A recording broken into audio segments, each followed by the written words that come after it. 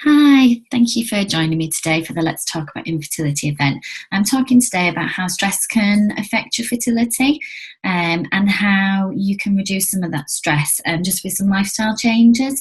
As many of you have probably already found that there are a lot of aspects of infertility that can cause stress, and I certainly found that myself. A big thing for me was feeling out of control.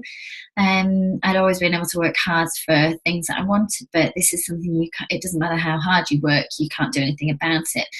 And also, your chance of having children is quite often in the hands of the doctors, the nurses, the embryologists at the fertility clinics, and there's not much you can do to help that. And I felt very much like my life was out of control. The life plan I had, I couldn't do anything to work towards because it just wasn't happening on my own. I also felt very much like my life was on hold. I held off looking for things like new jobs. I held off booking holidays, arranging things with friends just in case. And then that would lead to stress because then I wasn't happy in my job. I would feel I was missing out on things. I'd feel upset that my life wasn't moving on when everybody else's was. And it can cause quite a lot of stress, in different areas of your life. There's also things like it affects your relationship. It can affect work. You can be stressed at work around it. There's obviously the financial concerns. If you've had IVF on the NHS and you're only entitled to one cycle, or if you're not entitled to any cycles, then you obviously have the worry about paying for it as well.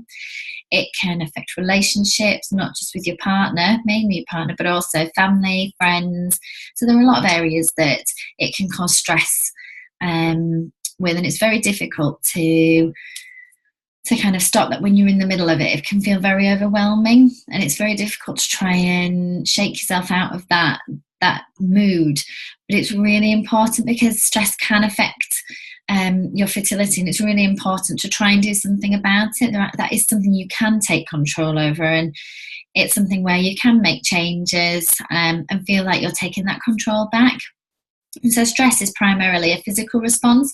So when we feel stressed, the body thinks it's under attack and it switches to fight or flight mode, which it then releases a mixture of hormones and chemicals such as adrenaline and cortisol to prepare the body for physical action.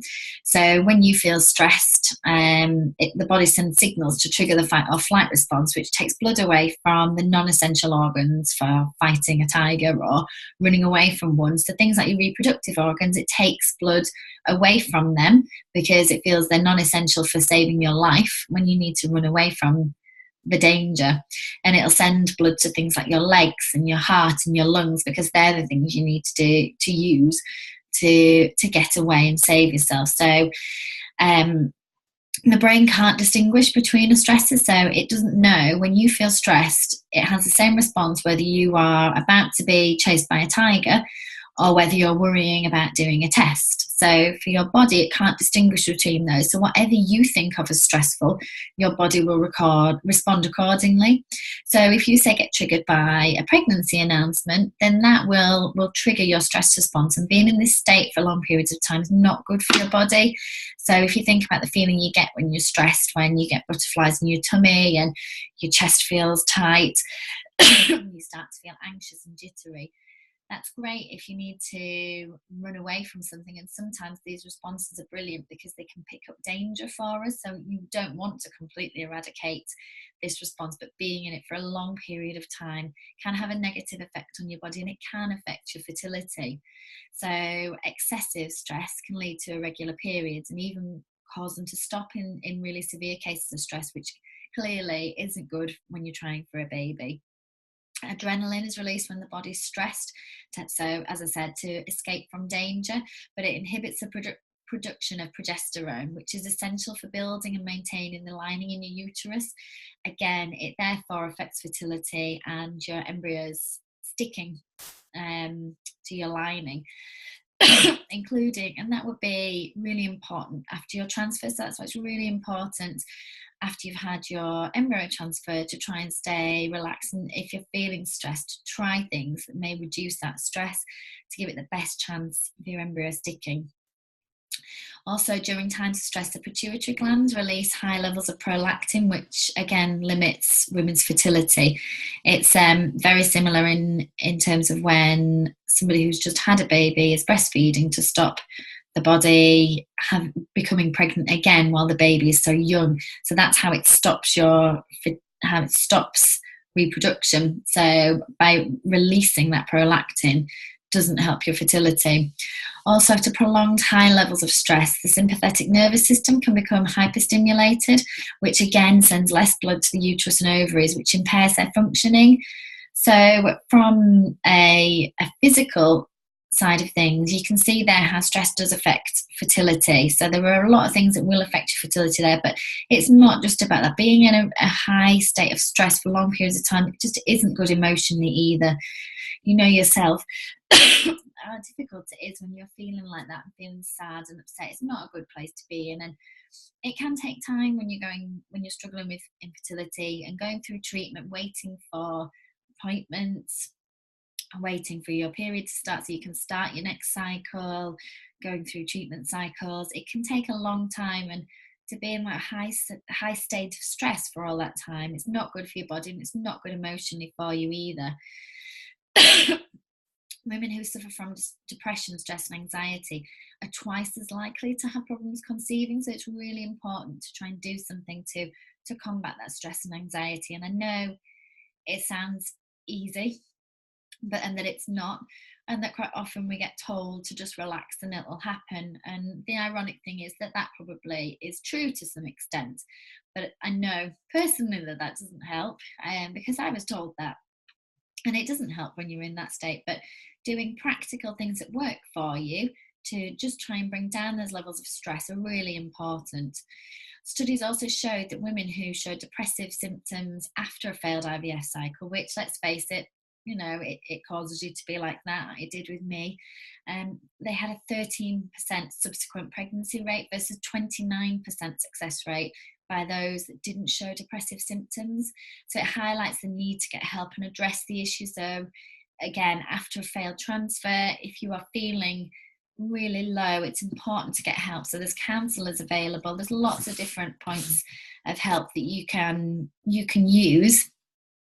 Access support groups, message me, speak to a counsellor, because the research shows that by combating some of those stressors and reducing the level of stress and depression that you have following a failed cycle does increase your chances of it being successful the next time.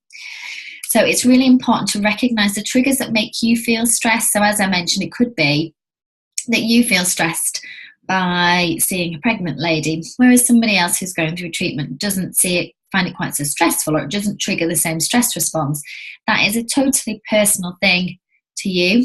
Everybody feels stressed by different things, but what's important is you work out what it is that stresses you and triggers that stress response, because then once you know what triggers your stress response, you can then start working to reduce the effect of that trigger or avoid things that trigger you like that. So, for example, some of the lifestyle changes that can reduce stress: avoid people that make you feel stressed. So don't feel guilty for not seeing them. You're protecting yourself emotionally. So you might find that if certain friends you see, whether that's because they're pregnant or have children and talk about them constantly, or belittle what you're going through, if that makes you feel stressed, then avoid seeing them, because it's not good for your emotional health. It's not good for your stress levels. So don't feel guilty. Put yourself first. And if you feel you have to explain or want to explain, then explain that to them, that the way they're being isn't helping you keep calm while you're going through treatment. And if they're a good friend, then they can change to be more supportive.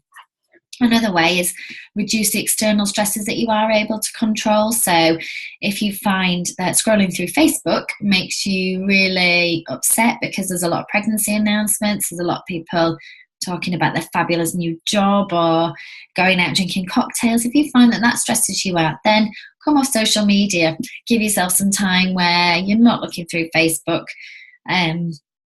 just to allow you that space and that time to take the stresses away. avoid certain situations that trigger that response. And if Facebook's like that, come off it. You can control those things.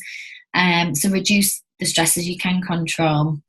Also, reduce the number of activities that make demands on you. So start to feel comfortable saying no to things if you're feeling overwhelmed and too busy. If you're not giving yourself the downtime to relax and you feel like you're having to say yes to things to please other people, then start saying no to some of the things and explain why, if you want, that you need that time out to yourself and to look after yourself. But it'll just give you that time to relax and just focus on looking after yourself. And then start to take part in activities that you enjoy and that help you feel calm and relaxed. So that might be that you enjoy reading or going for a walk, doing yoga, or seeing certain friends that are really supportive. But take part in activities that you enjoy instead of ones that you feel you have to do for somebody else, and you'll feel that you're less stressed just doing that. Increase the amount of exercise and physical movement that you're doing. So avoid anything too strenuous, and then certainly you need to take more care during certain times of your cycle. So during when you're highly stimulated, about to go for egg collection, your ovaries will be much bigger and more sensitive, so avoid anything too strenuous, and certainly after transfer as well, avoid anything that's too strenuous. So increasing the amount of exercise, that could be as simple as doing something like yoga or light running or a light exercise class. The endorphins that you get through doing that will make you feel better. And also I find that just by doing something makes me feel better, like I've taken some action and that I've tried to be a little bit healthy. This is one for me that I struggled with, but go to bed early. A good night's sleep makes you feel like you're more able to tackle the day's stress more easily. You'll know yourselves when you're tired, you're less patient, more easily agitated, which again can increase stress. So if you're less patient and things are stressing you out more, that general feeling of stress will increase.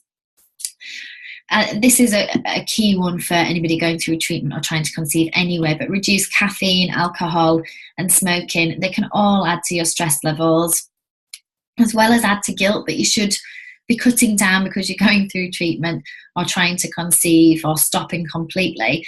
So not only do they add to the stress, then your worry or guilt for not having cut back or stopped could be adding to your stress levels.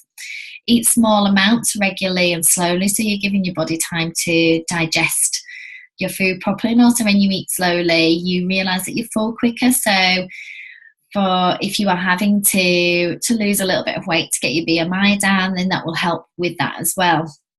You'll realise you're full quicker and you'll feel better that you are losing that weight. So again, it's an added stress that is reduced. And really include relaxation time in your day every day. So do whatever works for you, and that will make sure you stick to it and that you enjoy it. So it might be going to a Pilates class. It might be doing some meditation. It might be doing self-hypnosis. You can download self-hypnosis recordings and listen to them when you go to bed. I found that worked for me when I was feeling stressed with work. I would listen to something on my headphones as I went to sleep. The key is finding something that works for you so that you make sure you do it, but build it into your day. And whenever that works for you, so it might be that when you get up in the morning, you sit and have a cup of tea, decaf tea, and watch the news or read a book, or just spend 5 minutes where you don't do anything, but build that into your day so that you are having some time where you're calm. Things like self-hypnosis and breathing techniques can be really helpful as well. Certainly breathing, just taking that time out to really think about it. So breathe in for 4 through your nose and out through your mouth for 8. It just calms you down. So, and it's something that can be used as a quick trick if something triggers your stress response. So say you get a pregnancy announcement, your friend announces that she's pregnant and you feel upset and you want to just sort of try and minimize that stress response on your body. You can do a simple breathing exercise. Just even a few breaths in and out can just help calm your body down and just ease that stress response. And it just makes such a difference to your body by doing that, and emotionally not being in that hypersensitive state, stressed out state all the time. So there's quite a few things there you can do just naturally to to reduce your stress. There's lots of different activities, and they're just some of the simple ones you can do in terms of your lifestyle. But if you are struggling with controlling these triggers and you're feeling extremely stressed out about going through treatment, and you want to, you know that you shouldn't be and that you want to do something about it, you can book in a free 30-minute chat with me to talk through some of these triggers and how you can manage them. Because as I say, once you identify these triggers, and it could just be a simple case of when you notice something triggers that response, write it down. So keep a little diary with you. Write down when you feel triggered. So if somebody announces they're pregnant, or someone at work is talking about being pregnant and their babies, or you feel stressed at work and wish that you could swap jobs but you don't want to because you're going through treatment, then write it down.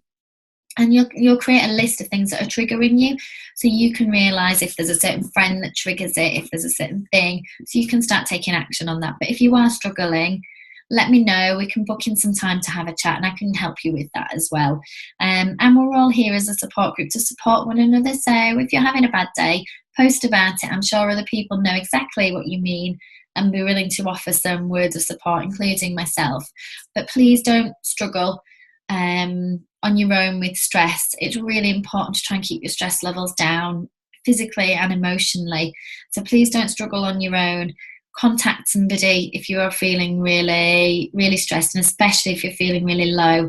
It's really important to contact somebody, and I'm always around in the group. So good luck and take care.